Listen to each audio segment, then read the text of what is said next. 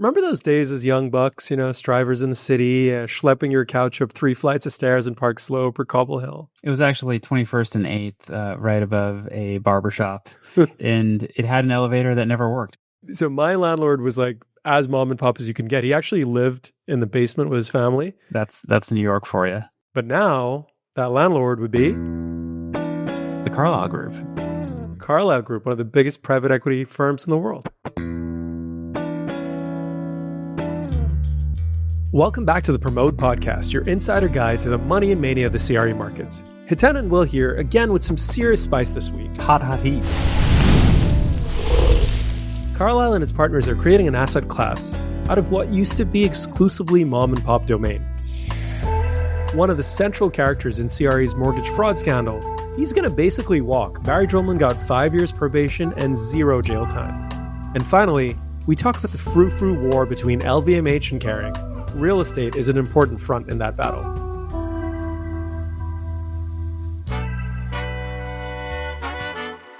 All right, well, we got to start with Carlyle. I know you have a double personal interest in the firm. A, you work there, and B, David Rubenstein owns the O's. I came very close to owning the O's myself because he almost ran me over in the parking lot one time. Well, how do we get into this? This is fascinating. So Carlyle Group, major private equity player.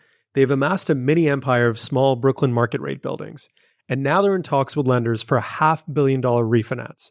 We've been obsessed with this one. The Promote in general has always been thinking about how people create asset classes in these formerly mom and pop domains. And this one's pretty tasty. 265 townhouses, 98% occupied, and no rent stabilized nonsense to worry about. What they've done is they've stitched together, transaction by transaction through various partners, pretty big empire out of what used to be, as I said, like mom and pop domain. This is actually classic Carlyle real estate. So Carlyle's run by Rob Stuckey, who I think he was a lineman on the University of Nebraska football team in the 80s when they were, Tom Osborne running the wishbone. He's also a black belt in judo, and he's massive and has a shaved head and is incredibly intimidating. But what he likes to do to diversify risk is find a theme, and then unlike another firm in this sort of mega fund ilk where they would do, they'd put out $200 million of equity across 4 deals, $50 million. Rob will do $54 million equity checks. And part of the reason for that is he thinks it's a way to diversify risk. And Carlyle's returns have been, you can look them up.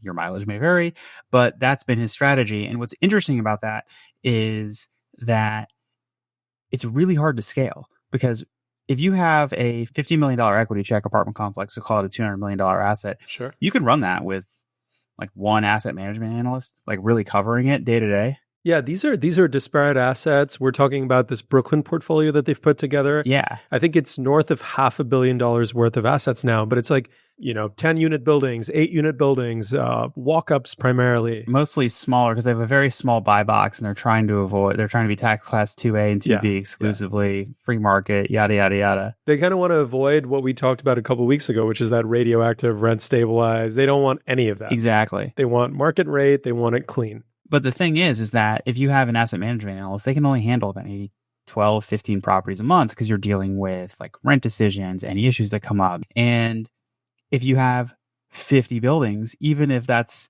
a dollar amount that a couple people could handle if there were larger transactions. It's just a logistical clusterfuck. Yeah. So at Carlyle, we'll have 1,000 asset management analysts because it just takes that long to upload all the financials every month.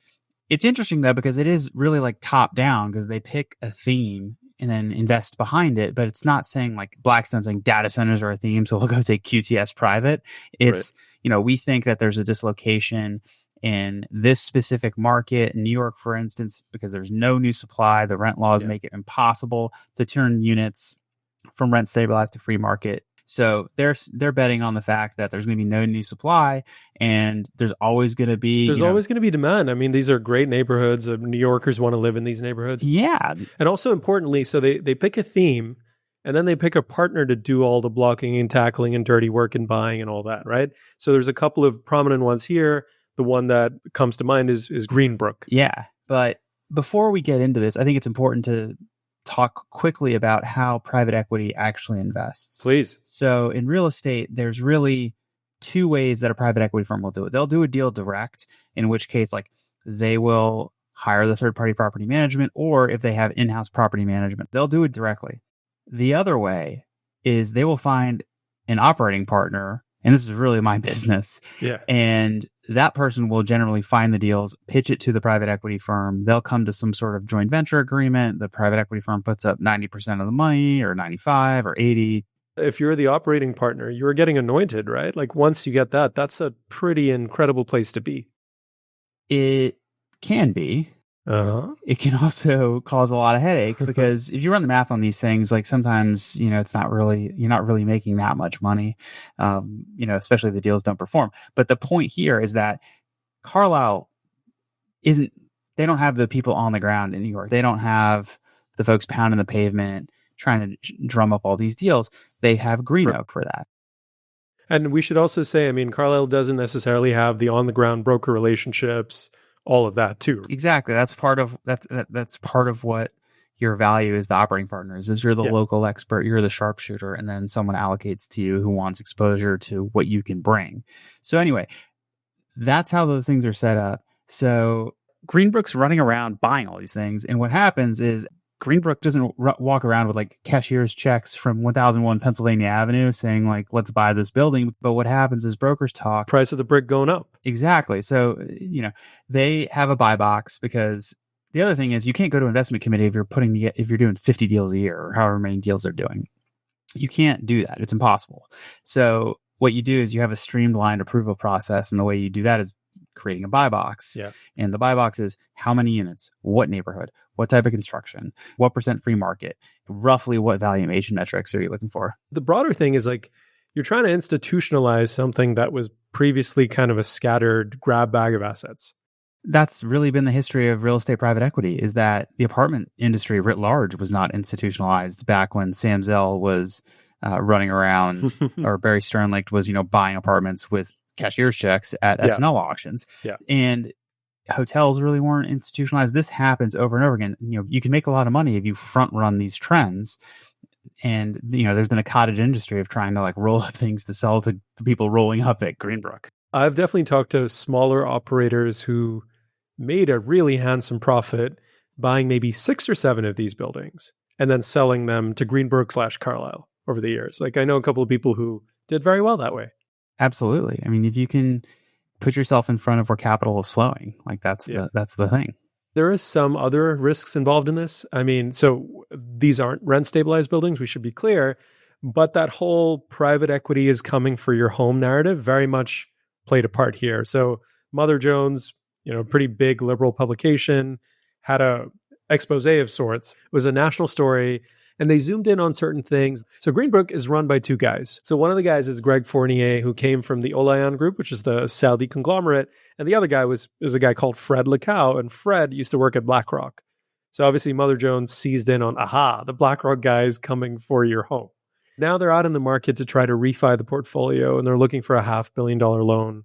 What's interesting is that small balance loans, which are generally, I think they changed the threshold to $6 million from $7.5 for a Fannie or Freddie refinance. Mm-hmm. Those always price wider because the assets are riskier. If you only have 8 units and you have 1 vacant for a month, like that's a much larger % of your total GPR for the year than if you have a 300 unit property and you have one that's vacant for a month. So it makes sense that they price wider. And also, like, if one boiler goes wrong, like that's your profit for the year. So what Carlyle has done is amassed 100 of these. And so the risk is spread across that whole portfolio. And essentially what you're trying to do is get a lender to say, okay, you have this thing that prices wider and we can now finance it more efficiently because you have scale. And that's really the whole point of a roll-up, is you're changing your cost of capital based on the size, because it's no longer the risk of one building, it's this entire cash flow stream. And essentially what you're saying is like, we have exposure to this asset class in New York, which no one can add new supply to. And we think there's upward trajectory in rents because of that. I haven't heard of any other mega funds trying this strategy out. A lot of people have done this exact strategy, but not backed necessarily by Carlyle. The Aussies, eh? The Aussies tried something. That's not a knife. The Aussies did it. That's a knife. They had a REIT. So we're talking about Dixon Advisory for the audience. So Dixon Advisory was this REIT that came along and they bought up a lot of value-add resi townhomes, so 1 to 3 family townhomes. They were buying them on sales comp and they blew up. They're gone. Oops. And now all those assets are kind of trickling back into the market. Basically, this entire thesis and really any roll-up thesis is taking something that's not institutional, buying it at that price, changing the cost of capital, either refinancing it to take advantage of it or selling it on. And at this point, like that's a big enough check that someone would be interested in it. And you sort of you've created a new asset class. Because the other thing too is it's really hard to put this together. This took years. I mean, God, how many title agents that they deal with? Like how many lawyers had to go do this? How many brokers? I mean, it's so hard to do any deal. Doing 100 is just crazy. Yeah. And I would imagine like the suits come in, they're looking for certain things when they execute on a deal. You know, they have a sense of what their archetype of a seller is. They have their sense of what an archetype of the broker is. And it's all different when you're dealing with this. Like, this is not the Newmark guys selling this stuff. I mean, that might sell the portfolio. Yeah. But these were like bit by bit, right? You're hitting each property, different kind of brokers. It's a whole riddle they had to solve. Yeah. And again, this has been done. Like people did it post GFC. I think we've talked about them previously, like the Silver Shore guys. I mean, this happens, but this is the first real one of scale post rent law change that has really, they've made it through. And again, like in 2021, they have a lot of bad publicity and they've sort of been quiet about it. But you wake up here and they have a $500 million refinance, which implies, $700-800 million of equity value. How big is this going to get? Is Greg Fournier one day going to be on the David Rubenstein show and talk about this? I think you can't really do this forever. I don't want to speak for them, but I think it's you print your returns here. You've got a great qual on your CV and you go do the next thing that's way less brain damage. Maybe you go buy a data center company, take it private. Who knows? Who knows? The last thing I would say is that Andrew Chung famously ran the New York office for Carlyle before he went full Chung and started his own firm at Innovo. They did larger, chunkier stuff, which was different than the mothership in DC, which again did these more disparate roll-up strategies. So it's interesting to see, again, a little bit of inside baseball. So Carlyle here, fascinating experiment from them. They have a $500 million portfolio of primarily walk-up buildings, market rate, in Brooklyn, and they're trying to institutionalize them. So we'll see how it goes. Okay, so we've been talking about boardrooms and institutional players. Let's kind of go all the way to the other side. All right, the Mishpacha mogul, Barry Drillman. The dude basically walked. He is at the center of CRE's biggest mortgage fraud scandal in a long, long time. And agency lenders were involved. It became a whole giant thing. And his co-conspirators got between 5 years and a year in prison. Barry Drillman gets nothing. Just got 5 years probation, a $250,000 fine, and my Yiddish will isn't great, but that's bupkis. I mean, that's like Judge Smails' nephew. I want a milkshake. I want potato chips. You'll get nothing and like it. You get nothing and like it. We should recap the scam here. So what happened was Drillman and his partners bought an Ohio apartment building for $70 million, okay? But when they went to the lender and they went to Fannie, they showed a purchase and sale contract for $96 million, same building. They also did the same thing with a Michigan office park, which they bought for $43 million, but showed the lender a purchase and sale contract for $70 million. And this one, dude, it had a fake LOI and also had a couple of other things I want to get into, but just brazen scam. I don't even understand how this works because maybe I'm just doing mortgages wrong. Every time I talk to Fannie or Freddie, it's saying, oh, wow, you're capped here at these proceeds. We're trying so hard to get you here. I mean, and you can just show a purchase price that's $25 million higher than what you actually paid, and they're just sizing it right. And that's not all, by the way. Drillman tapped into this pretty common but pretty controversial practice called show capital. Do you know what that is? I do indeed. So basically, you have to show proof of funds to prove that you're a real buyer. Something you're going through right now, we got to say. Yeah. Yeah, I'm a real estate guy. I'm just don't have any money. There's a cottage industry of folks who will provide that for you. And wire it to your bank account at usurious rates for a couple of days. It's unbelievable how much that stuff costs. The interest rate on those things is incredible. But they'll do it so that you can go show your lender, hey, here, look at all this money. Let's put that number into context, though. So I recently saw in a lawsuit, I saw a guy who loaned, I think it was $15 million for a matter of days. And you want to guess how much the dude had to pay for the privilege? $300,000. $750,000. Good Lord. So that's what we're talking about here. All these things came into play here. They got caught. Drillman was the first to plead guilty in late 2023 and was the last to be sentenced. And everyone was like, why is he the last one to go? And people started talking about him being a Moser, which is basically snitch. Isn't this basically the prisoner's dilemma that if you go first, you get the best deal? And we just proved it out.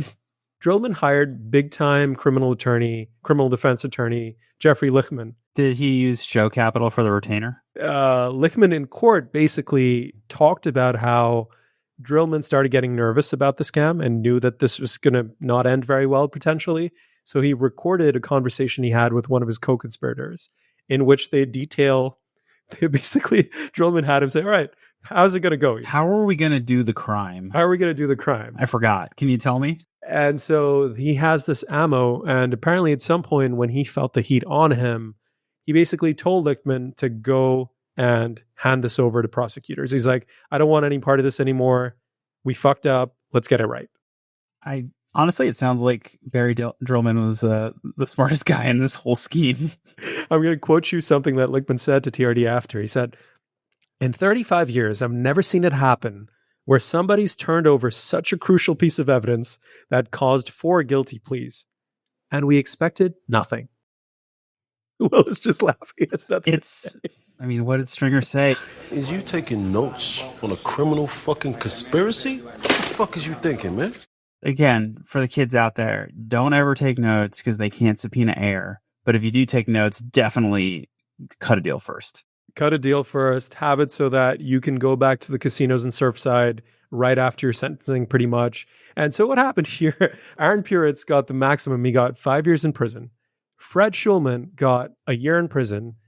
Ellie Puritz, got 2 years in prison. And Moshe Silber got 2.5 years. Barry Drillman, 5 years probation. No prison time. Is he going to have to go coach a plucky Pee Wee hockey team? Walt Disney Pictures presents Barry Drillman. I hate hockey and I don't like kids. I'm the new coach. He did turn it up in the courtroom. He was talking to his family and he says in the courtroom, your love is the only thing that keeps me going. And then get this, he also did the eye dab, which I've always found very effective. He took his glasses off and he wiped his eyes. This guy sounds talented. Let's get him to Hollywood. The reason we're talking about it is not only this case, but this case created a ripple effect across the CRE lending landscape, across the agency lending landscape. Appraisers were dinged, title insurance firms were dinged, brokerages were dinged. So it had a pretty big fallout across the industry. Yeah, and it has huge effects because as we've talked about numerous times, Fannie and Freddie are the base liquidity providers for debt capital in the multifamily market. So if anything changes those approval processes, it has huge effects on pricing. Mm-hmm. Those guys are going to prison. Aaron Puritz, I believe, is in Otisville, but Barry Drillman's going to be back in Surfside in no time.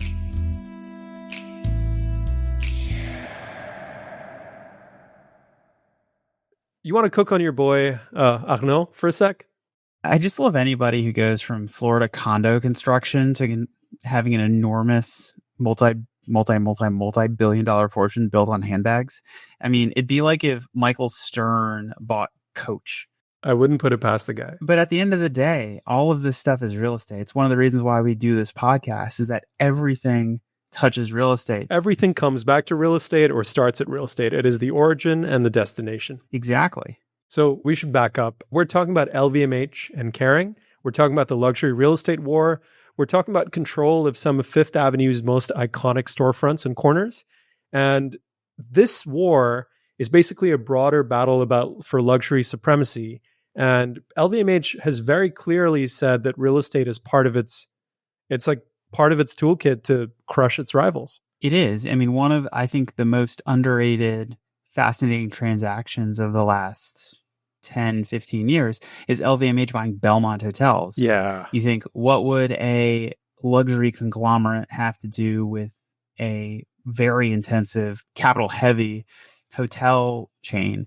Did I ever tell you I went to the Belmont in Sicily? Fucking beautiful. It's something. You're having your Negroni Spagliato, and you see Mount Etna in the background. It's pretty nice. My wife and I did our honeymoon at a couple of Belmont hotels, and everything is LVMH. And I mean, the sheets are Loro Piana sheets. Like, I've never slept like that in my life. What they bought, though, they didn't buy a chain of hotels. They bought a chain of captive showrooms for the richest people on earth. That's what I was going to say. It's the best product placement of all time. This is their dream buyer, basically, in these hotels, and you're exposing them. It's like a try before you buy, if you think about it. It's the best type of marketing because it's not in your face. You're just like, wow, I slept phenomenally in these sheets. I feel like Gianni Agnelli. Obsessed by aesthetics. Exactly. Anyway, this coming back to real estate is that they don't care what the NOI of the property is. Yeah. They care basically like how many incredibly rich people can we have and have as much time with our products in an organic way as possible. And does it feed back to the empire? That's the whole thing. It's an customer acquisition strategy, and it's a marketing strategy. So it's money that they don't have to spend somewhere else because they have the people captive for so long. The same thing is true with retail storefronts. They're never going to make their money back on the Tiffany store. Like, they spend so much money there. They're never going to make their money back on the handbag on Fifth Avenue necessarily either. But it's not about that. When you're in that store, it's about you selling to the highest end customers, but it also means that your competitor can't, because this is a zero sum game. There's 50 corners in the world that matter. So Jeff Sutton, who sold Kering one of these properties for almost $1 billion, almost $8,000 a foot blended. Here's what he said. He said, in retail, luxury guys want to be on one block. That's 8 corners, 4 owned by tenants, 2 long-term leased, 2 I owned. That's it. Boom. So supply is so restricted that you can basically, for the right buyer, it's worth whatever you can get. Yeah, it's not bought on a conventional metric. It's bought on something else. And think about it. So I went to college in Canada. There was a theory called defensive expansionism. And the whole idea was that the Hudson's Bay Company, because America was right there, RIP. because America was right there, had to make sure that they were pushing into new frontiers. Otherwise, America would come in. And that's kind of what's happening here in a weird way. Kering had to act because LVMH was acting. Oh, I liked his theory. And then it keeps going back and forth. So Kering's bought in, LVMH is buying, not only in New York, it should be said, right? Highest of high-end locations in Miami, in London, in France, right? They're buying up all their brick, and they don't care what they pay because they can essentially use it to bully their rivals. So Kering, which paid, as I said, nearly $1 billion for 717 Fifth Avenue, which they bought from Jeff Sutton just a year ago, is already looking to take some chips off the table. They're in talks with a private equity company called, I think, Ardian, to sell a 49% stake. And I'm wondering why that is. I mean, is this a sign of financial trouble? Is this something else? It's a little bit convoluted because there's sort of a handful of strategies here. You know, we talked with one of our boys, a good friend of the Promote, who understands this market very well. And he basically says there's sort of 3 paths here. The first is, one, we're asset light. Yeah, we just lease our shit. Yeah, we lease everything, and paying whatever rent per foot, which is insane, is okay because we're asset light. The second is there's only, what we talked about earlier, there's only a handful of true A+ corners. There's 8 corners. Exactly. You can get in trouble because if you say that, it makes it easy to overpay for anything else. Saying that it's one of these 8 corners, it's like the people who bought, him stock thinking it was, Eli Lilly or whatever. And you're trying to get on Galloway's show and you're trashing him. It's not going to work. I'm trying so hard. Have me on. Let me just cook. But basically saying that there's only a handful of, 8 corners in the world, and we're going to be leasing it forever. And if we're not, it's because something horribly bad happened to our company. So instead of leasing it, let's just buy it now so we control it forever. We can't get kicked out. We can't get bullied by our landlord. And then the third is, we want to control our real estate. We don't want to go anywhere. We want our dirt. We don't want some Fifth Avenue landlord basically kicking our ass up and down. So we want to hold it. We want to control it. But it's a lot of money. Like, why don't we syndicate a little bit? So let's sell that in our exposure, which, could be the best of both worlds. And the backdrop here is, Kering is dealing with the luxury slowdown in China. They've talked about slashing some costs related to their real estate. I think they want to shave a couple billion off their real estate bill. So this is a way to do it without giving up control of those prime assets. So you're still on 51%. I mean, it's the same way, you can control a tech company with 10% economic stake with your voting shares. Have me on. At the ultra high end of retail real estate, it's the have and the have-nots, and Kering's trying to be both.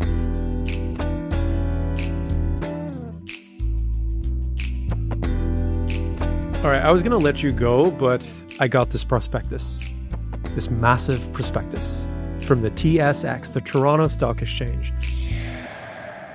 It's like, what the hell is going on here? So I sent it to you, and we should tell the audience, like, we've literally had maybe 90 seconds to look at this. So this is half baked as it comes. Right, but that's honestly kind of the best for this. So long story short, Go Partners, which is the JV between Meyer Orbach and Josh Gotlib. Josh Gotlib, also known as Black Spruce. People might be familiar with that name. Orbach is a big affordable housing player, right? I think he might have just gotten some cash today because the Timberwolf sale was approved. These guys are incredible. And then there's reportedly one more partner who I'm, again, a little bit skeptical about, but Floyd Mayweather is supposed to be an equity partner in this portfolio. Yeah, I think he's an equity partner in this the same way he can, read the Odyssey. Anyway, so what's happening here is that Go Partners is spinning about 2,000 of their units, and these are prime Manhattan luxury resi rentals. So part of the Solo portfolio, which they bought from Stefan Soloviev, and the American Copper buildings, which they bought from JDS. And they're putting them all together into a REIT on the Canadian Stock Exchange, the Toronto Stock Exchange. Yes, they are. And what's interesting here, and what I'm excited to dig into, is that they paid a full price for these buildings because they are, to quote Daniel Daggers, super prime. The suites are big. They're 99% occupied. The average rents are $6,500, mid 80s a foot. So these things are just cash machines. I think Stefan sold these in part to pay off the estate tax. Correct. From his dad. And so that's how Meyer and Gottlieb got into this. And then obviously they paid up for the American Copper building. But what I'm interested in digging into is I remember RXR provided a humongous slug of pref on this. Yeah. And just the quantum of pref was enormous. I think it was like $100 and something million. And so I'm interested to see whether this was a way for them to look at getting a little bit of equity out of this thing and delevering. Because right now they have long-term debt that's at very attractive rates, I should say. And so they don't really have a lot of leverage to pull. Athene, our guys from Athene, who we've talked about on this podcast before, they're a lender in 685. Yeah. Yeah, and we've talked a lot about how Apollo has very ingeniously basically created a perpetual capital machine, right, through its insurance arm, and they're using it to fund all these bets. I want to dig into like operations, see the financial statements, see the indebtedness, and the market sections of this are going to be nonsense. All that stuff is kind of boilerplate, but you get to see a little bit under the curtain of these cash machines. And then what you can really do, which is fun, is look at other big landlords and sort of back into what you think their cash numbers are. I will say that this is definitely a TSX deal because looking at these expenses, I personally need to fire my property management firm because I can't get my IFRIC 21 fair value adjustment of investment property expenses under control. So I need to find somebody else who can help me rein that in. But am I reading this right? I'm pretty rudimentary with this stuff, but am I seeing a nice loss there for the year ending September 30th? There's so many adjustments here. It's kind of nonsense. Like saying that you have $42 million of revenue in, a 3-month period and then only $5.6 million of direct property expenses is kind of like crazy. I mean, is it fair to say that we should treat these numbers like the Canadian dollar and really not pay attention to them? Yeah. I mean, there's things in there that you can glean, but a lot of these are non-cash. Like fair value adjustment in investment property is non-cash. Amortization of mark-to-market adjustments and other non-cash financing costs, loss on modifications of mortgage payable. A lot of that's just the immediate reaction that we're seeing, because I posted this on Twitter right before we started recording, it's like, these guys are really in dire need of cash. Why is that the takeaway from this kind of move? Because you can't refi it because they already have really good debt. They can't really recap because they already have pref. Which makes that really hard. You got to go listen to episode 7, The Rise of Pref, guys, if you want to catch up on that whole thing. And you don't want to sell because, frankly, they're probably going to perfect a loss given where they bought this. Even though I haven't flipped through the valuation, I think this is worth $2.8 billion. There's also big tax consequences. Whatever. If you go into a REIT, you can also exchange your units for REPE units and REIT units, which have very favorable tax consequences. Our buddy Hunter is tweeting. Oh, he God, what tweeted is he when he saying? saw the financials, he said, LOL, WTF is this? And then he tagged, I guess, a Toronto stock account. He said, you guys call this a financial statement? What are you doing up there? Yeah, it's a great question. Is this going on the junior stock exchange or is this the full one? God knows. This is a pretty raw-ass React analysis, but what are you most interested in finding out? How it was put together, who the ultimate capital is. I don't know if we're even going to find that in here, but that's really what I want to dig into. Because this is an enormous amount of capital they put together to buy these things, and who provided it. That's it for the Promote podcast this week. We'll be back next week with more CRE Insider goodness. Well, that was almost a too juicy one. It was a lot of juice, I will agree. But that's why we love doing this podcast. So please like, share, subscribe on every different platform. Everything. All of them. I just have a feeling that it's going to be a very, very big summer on the real estate front. It's incredibly hot and people are going to go insane. So 100%. Will, thanks, dude. thank you. Ciao.